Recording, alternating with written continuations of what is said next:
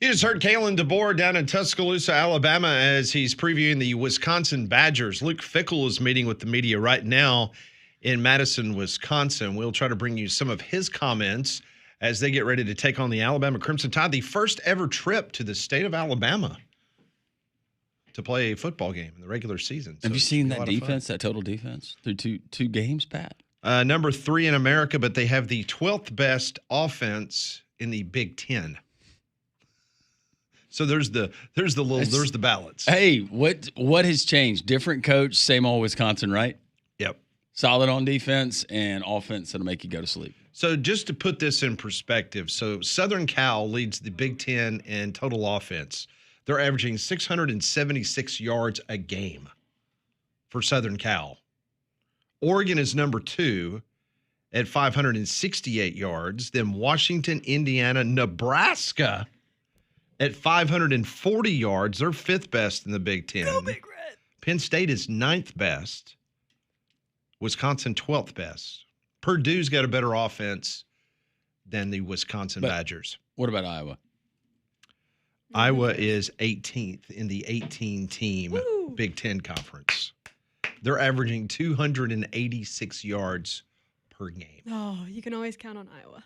You can always count on Mandu in downtown Homewood. Mandu, if you want to look better, you want to feel better, you can do it with electric muscle stimulation fitness. It's all FDA approved, but Mandu in downtown Homewood, when you go in like I did for the first time, they're going to put you in a suit. They're going to put you through the workout, hook you up to cables. It's going to send electric pulses various parts of your body. A 15-minute workout. That's all it is. And they have specialized workouts and different levels that you can go to. Customized plan for you, whether you were in a gym last week, whether you haven't been in a gym in over a decade. I promise you it works. Revolutionary approach there at Mandu. Check them out. MANDUU.com. Paul and his training staff, they do a wonderful job. You're going to love it. Your first visit is free. They'll put you through the workout. And, hey, if you tell them, I listen to Jocks. Jocks told me about Mandu. Not only your first month, the entire length of your subscription to Mandu. Your membership, 10% off for the entirety. MANDUU.com. Tell Paul on the game that Landrum from Jocks sent you. So we were telling you earlier, it was a bad weekend for the Big 12 Conference. It started off with Oregon absolutely decapitating the Pokes of Oklahoma State, 69-3, worst loss in the Mike Gundy era. Most points allowed in the Gundy era, second fewest passing yards in the Gundy era, second most yards per play, 10.2 for a Gundy defense against an opponent. If you remember, when we played those comments, interesting back and forth last week between Dan Lanning and Mike Gundy about NIL, things of that nature. Take a listen to Dan Lanning after the game. I told our team right before the game that, it never requires extra motivation for an opportunity to go out and kick ass, but it never hurts when somebody pours gasoline on the fire. So I felt like these guys wanted the chance to go prove who they are. And I'm sure I got a lot of respect for Coach Gundy, but his press conference, he's probably saying, see, I told you so, right? Like that's probably what his comment is, but that doesn't change the way we have to play to be a winning football team. And we have good players, one of our best. I don't know, Bryce Betcher played good today. He came here for a backpack and a T-shirt. So I'm really proud of those guys on our team that, have developed into great players. Again, the guys that watched other people play last year are now playing for us. Like that's what makes this team great. So see, Landrum, people don't need big NIL deals to go to Oregon, like their shoe named after them. Just give them a backpack and a T-shirt. That's what Dan Lanning just said. I don't think that's what the kid from Parker got. You think he got a couple more backpacks? A couple more T-shirts? Yeah. Not just the Maybe one? a backpack filled with money. And a pair of custom sneakers from Phil Knight and their friends at Nike. By the way, he's running second team right now. Is he really? Mm-hmm. Good for him. Yeah. That's really cool. All right. Are you talking about Offord? Offord. Yeah. Yep. And then what did our other guy? Oh, gosh. Is he hurt? Nope. Mekhi Hughes. Played the transfer. How many yards did he put? He's there with his brother. His brother plays at Oregon. Okay. Not a whole lot so far this season. 10 rushes, 32 yards. He got more than a backpack. Just a little bit. Yeah, I don't think so. We were talking about the Big 12. It was a rough weekend. I hope Brett Yormark is doing okay today because it was bad. Ohio beat West Virginia 17-10. Ohio Bobcats quarterback Parker Navarro threw 3 interceptions, and Ohio still beat West Virginia. West Virginia has Pitt at home this weekend in the backyard brawl. It got worse for the Big 12. Army beat Kansas State in Manhattan 24-21. K-State was a 17-point home favorite against Army. This is all you need to know about the game, folks. Army's time of possession in the second half. You play 30 minutes of football per half. Army had the ball 26 minutes and 59 seconds in the second half. How is that even possible? The Wildcats had the ball for 3 minutes and 1 second. Conrad, 3 yards in a cloud of dust. Yeah, no kidding. That is one of the most amazing stats I've ever seen in a football game. Well, even if you run it every time, you would think you would run out more clock than 3 minutes. That's bad. Chris Kleiman has never started a season 1-2 as the head coach of the Wildcats. They now have a trip to Arizona next. Kansas State paid Army $1.1 million to come to Manhattan and play that football game. Well, that makes Florida feel better. You got a discount then for your beatdown. You felt better about that matchup when you scheduled it, I don't know how many years ago. But this had to be one that you circled. And I know that Army, they lost some guys from last year's team, but Army or Navy, no thank you. Give me somebody else. I will never forget when Alabama played Georgia Southern. And I will never forget, I remember asking Paul in advance, we had a family trip planned that week. And I said, hey, is it cool if I'm out? The Georgia Southern game? Yeah. That was leading up into the, the Iron Bowl. Oh, sure, no problem. So me and the family, we're up in the mountains in North Carolina. And as I'm going up the mountain and I'm listening to the broadcast and how Georgia Southern, remember, like a through a tin horn? Yeah. Yep. And there's trying to prepare for it is so tough. There's nobody you can show them all the things on the dry erase board or whatever and say, this is all right, let's scout team, let's go and try to do it. It's so hard to be able to go out there and give a true look of what your guys are going to see. And by the way, especially now with transfer portal guys and guys got hundreds, thousands, in some cases millions of dollars, one thing you don't ever have to wonder about in a game involving one of those service academy teams is buy-in for that particular game. That's their PE. That's their recess. Think about it that way. Yeah. They do much harder things away from the football building than they do during the course of the practice week or on Saturdays. Oof. I just remember that Georgia Southern game, and we're talking about, trying to prepare for a team that runs the option. And I was going up the mountain, and you could tell this was going to be one of those games. And then by the time I got up on top of the mountain, I had no reception. And the whole time we were up on the mountain, I'm like going, oh, my gosh, this could be the biggest story in college football. Alabama, it could potentially – I come down the mountain, and I'm going to tune back in because I had no service on my cell phone. And if Georgia Southern would have beaten Alabama – and I bring all that up is because right after that, I don't think Alabama, scheduled a team like that. Well, Pat, now – especially before the Auburn game. Now it makes it even tougher. You've got a team that runs the triple option, but now they get cute and they start running spread and shotgun concepts out of it. So just about the team, the time that your team is settled in the game and what they're going to see, pop. They give you one of those and a guy that's not accounted for. Yeah. You remember that game, the Georgia Southern game? I do remember that game. Were you still a student, Conrad, or were you already out? I can't remember the years all. I think that was before. I think that was when I was in high school. Because that was like Was it? 2013, maybe 2012. I just remember Yeah. being able to, Seems about right. the post game press conference. Yeah. That was gold. And then I was also told when I got back that I was never allowed to leave during the regular season again. Yes, sir. Yeah. Noted. I won't do that. Yeah, no thanks to the triple option. I was like, okay, this weekend, good time for me. Got the Iron Bowl week coming up, college football play, SEC championship, all that stuff. And then it was just like, are you kidding me? Just me feeling so Yeah. like, how technology I am, and I lose service on the daggum radio, and my phone's not connecting to any. I'm like going, oh my gosh. How did you? It was 2011. But by wait the a way, minute. So it, Was it? yeah, it's been a minute. How did you get convinced to do that? Did you lose a bet? I just can't I'm see trying to you remember. willingly doing that. I'm trying to remember what happened. Was that a Leanne? Hey, we've got to do this. Yeah, I'll have to ask her. I really honestly cannot remember how that happened. But yeah, I Because was there. short of,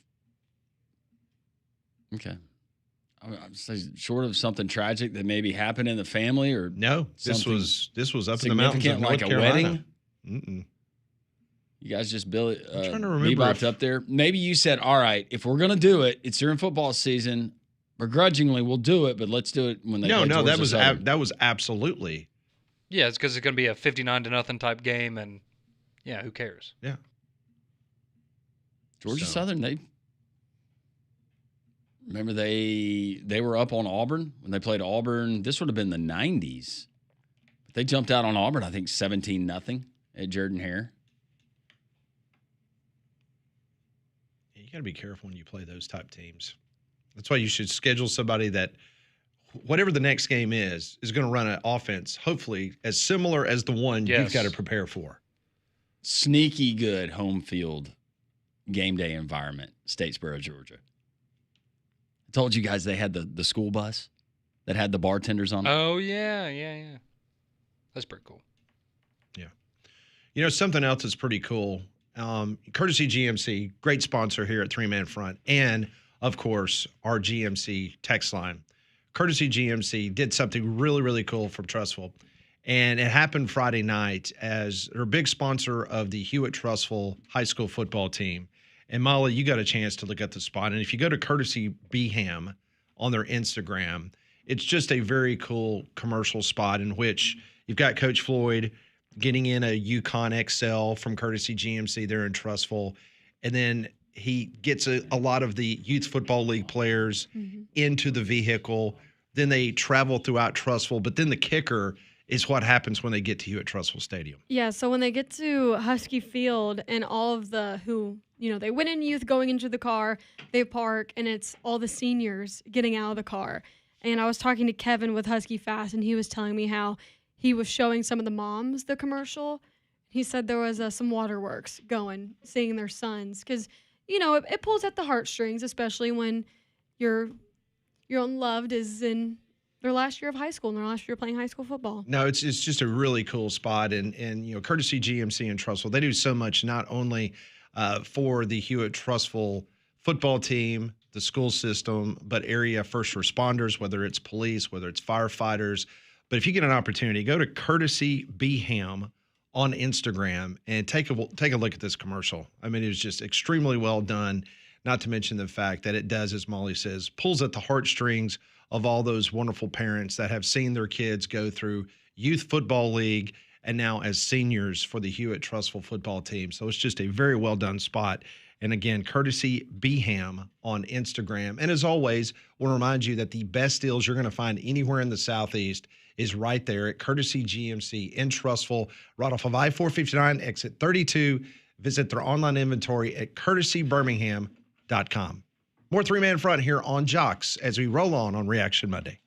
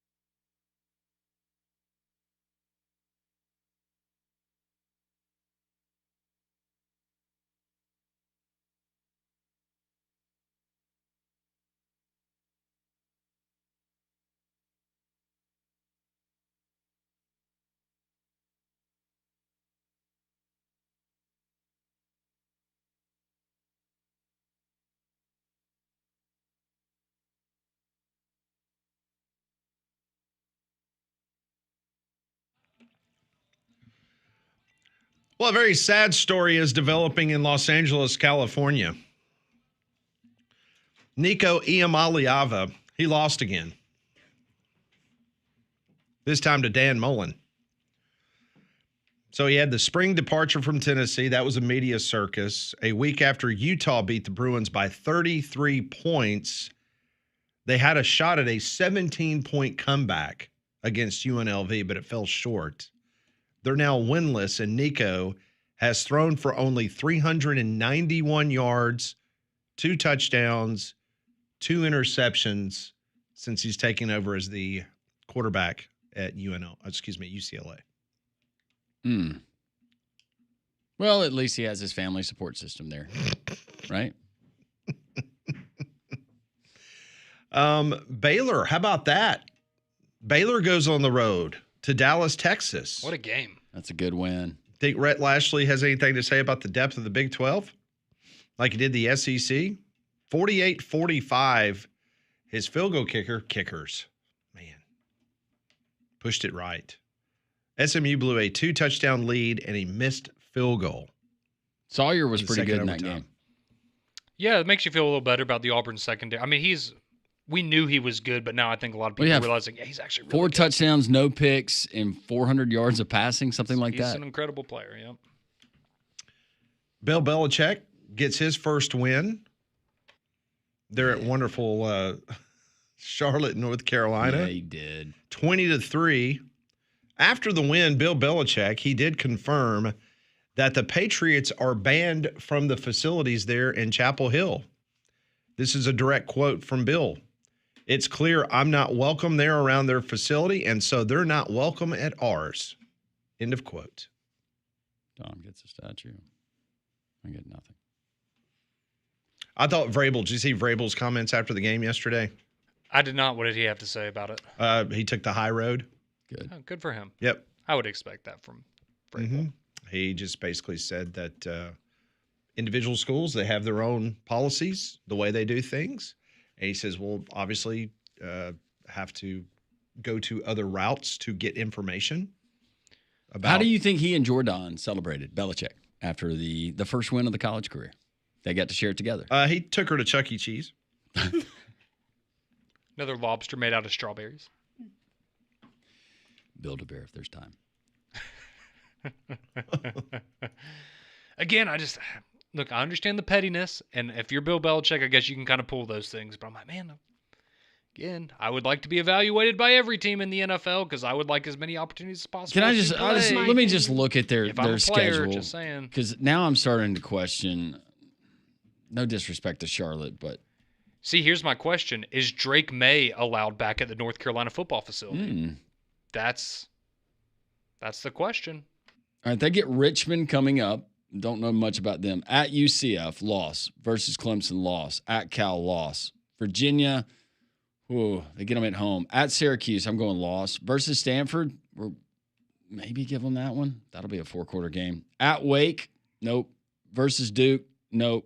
At NC State, nope. He might go 3-9.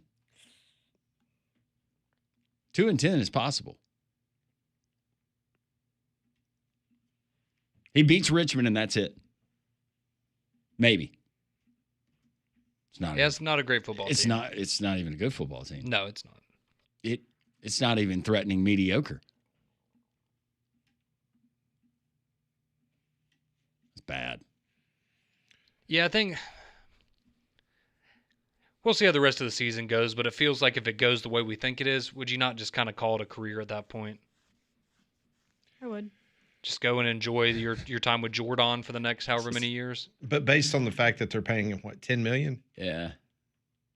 Isn't that what he's making? Yeah. I mean, yeah. Just think what you're getting out of Hubert Davis. It's a steal. Comparing what you're paying Belichick for and what you're getting on the field. So 17 points through 2 games, that offense. No. 27. No, 27. I'm sorry. Yeah. But still, 27 That is points. not great. Yeah, 13.5 points a game is not great. Gio Lopez had 155 yards pass. against Charlotte. That's big time. That's huge. Other big story in college football, non-SEC related, had to do with Syracuse beating UConn 27-20 in overtime. So the Orange, they were down 17-6 midway through the fourth quarter. They had allowed a game-winning field goal in the final seconds. So Syracuse won in overtime, but the story is what Fran Brown did after the game to his team. The entire football team ran sprints on the field. It went on for a couple of minutes after the two teams shook hands. This is what Fran Brown said in the post-game interview about why he did it. There's certain times in the game we wasn't running. Guys not running to get lined up. Guys not running to the ball. I want to celebrate the run with the people, but I'm so pissed. Right? I'm mad as heck right now. I was taught through a lot of the coaches that coach me. You know, you either coach it or allow it. So I feel that I'm allowing it, and it's just some things that I got to do. But I just want to hold them to the standard of who they are, right? These guys are excellent men. They're going to be great fathers and husbands. And I want to make sure that I'm always holding them to that standard of who they are and not allowing them to underachieve at anything. Slow clap for Fran Brown. Would you have had a different respect to Kalen DeBoer if he made the team run well, there were people on I the was field. about to say they wouldn't, and that was my thought too, was if that game had been in Tuscaloosa, you absolutely should have done something similar to that. I think that is a fantastic idea. And I saw some people on social media, oh, this isn't it. This isn't how we do things anymore. If that is viewed as That's part of the problem. Bad coaching or abusive, what they just went through for 60 minutes on the field, and now you got to go run sprints. Yeah, abusive. Heck yeah, you got to go run sprints. I love that Fran Brown did that. No, if you're in an opponent's field, then you, out of respect for their stadium workers, their people, you want to get out of there. You're trying to clear the field because those folks want to go home. Go in the parking lot and do it. But you're at home. Nope. You got full reign. And it's not abusive because you're playing indoors in Syracuse. I It's think- not like you're playing, 95 degrees in Miami of Florida. But how many coaches would be fearful of doing that because they're so worried Yep. about keeping everybody happy and keeping those prima donnas, some of them. I love it. He said, I'm pissed. They don't want to be held over I a love barrel. Or they're afraid that one kid's just going to say, no, I'm not doing it. More importantly, are you now going to wear Bray Hubbard's jersey again? Yeah, he hustled. Yeah, After he his hustled. performance Yeah, I'll wear on it Saturday. Friday. Yeah, he hustled. You're going to wear it on Friday. Mm-hmm. We had to switch it up last week, and that worked out quite well. So, not for Tua, but for Alabama. Tua probably had maybe the worst game he's ever played. You think yesterday. Dolphins? Ooh, Dolphins are challenging the Saints right now for worst team in the NFL, I think. I did It's like the bad. Saints look yesterday. Do you like that? Mm-hmm. I'm not a Saints fan. It's really hard to screw up black and gold. And in my opinion, they didn't screw it up. It was a good variation. Texas wins this weekend, 38-7 against San Jose State. Arch Manning passed for 4 touchdowns, ran for another. Manning was 19 of 30, 295 yards, and 1 interception. The one interception was bad. It was real bad. It was like Austin Simmons bad. This is what his head coach, Steve Sarkisian, said after the game.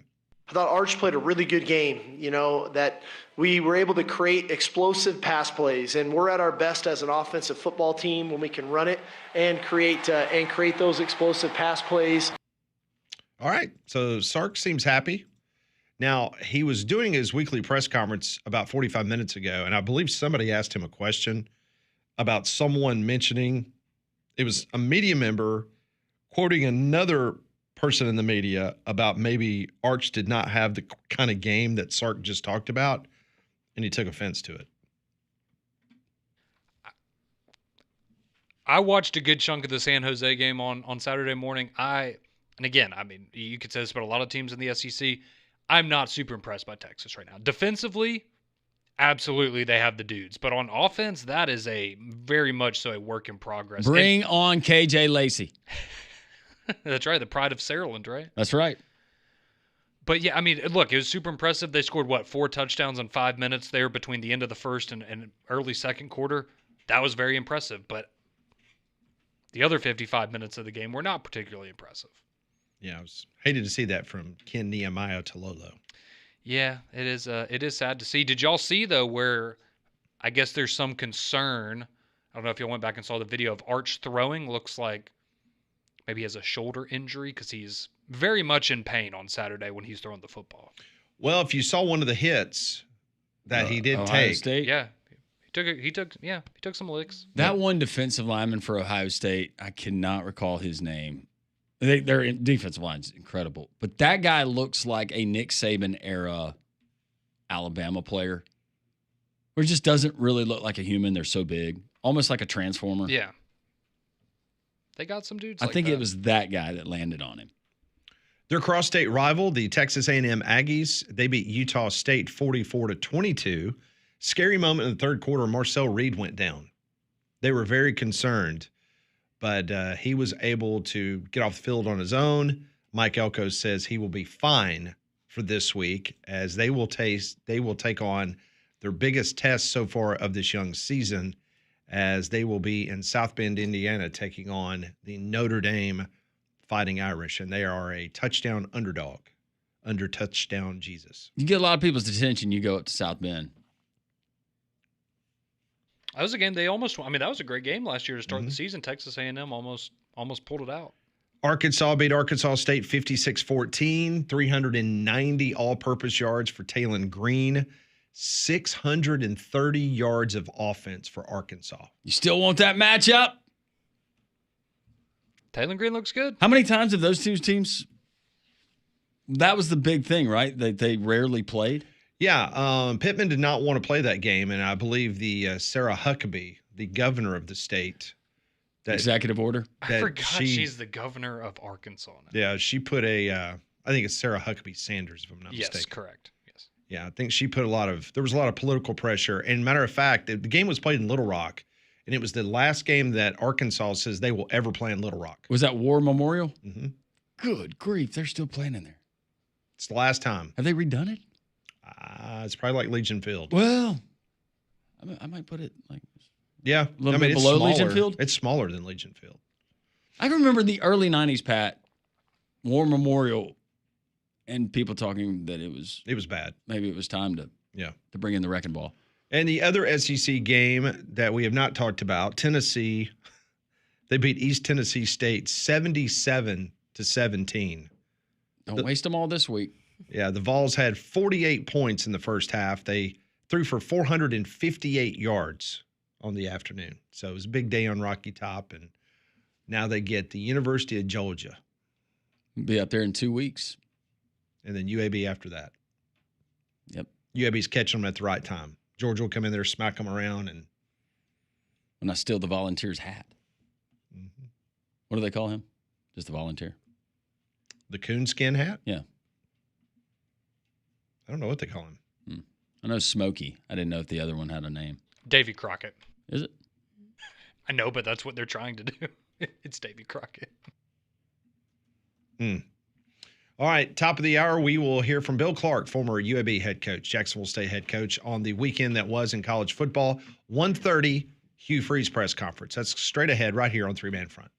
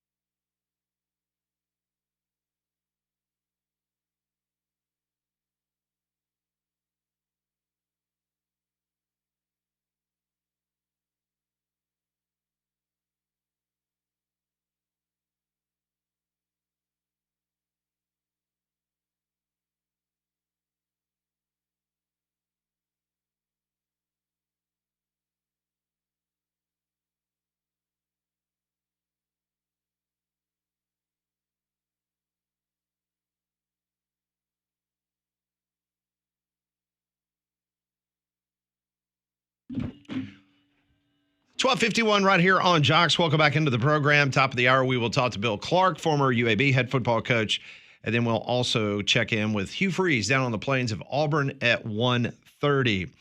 Abide Roofing is offering free, no-pressure roof inspections as we speak. Saw Travis Lloyd and Chad Dawkey and members of the outstanding Abide Roofing team on Friday night, and these guys, they're saying we are absolutely just bustling with business right now because the listeners of Jocks, not only they're taking advantage of the free no-pressure roof inspection, but some of the folks that they've been talking to and getting on their roofs, they've been finding some small issues. And you know what? They've been able to take care of those issues because those that call Abide Roofing at 205-941-6223, you're going to find an outstanding local roofing team that I trust 100%. I've told you that I had some issues that turned into bigger issues. And of course, Travis and his staff was able to work closely with my insurance company. I was able to get that new roof replacement thanks to Travis and the way that they dealt with my insurance company.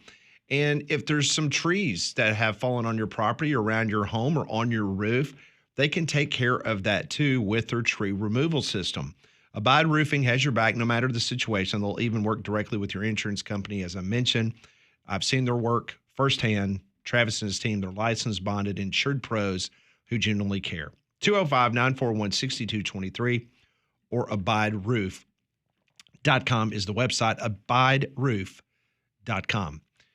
Just a couple minutes, we will hear from Bill Clark, get his thoughts on a very interesting weekend in college football. And Conrad, I cannot see the screen. Who do we have ready to go on hold as we go back to the phone lines? Let's go to Bubba and Daphne. All right, let's go to Daphne, southern part of the state, and talk to Bubba. Hey, Bubba, what's going on? Hi, guys. How y'all doing? Good, man. How are you?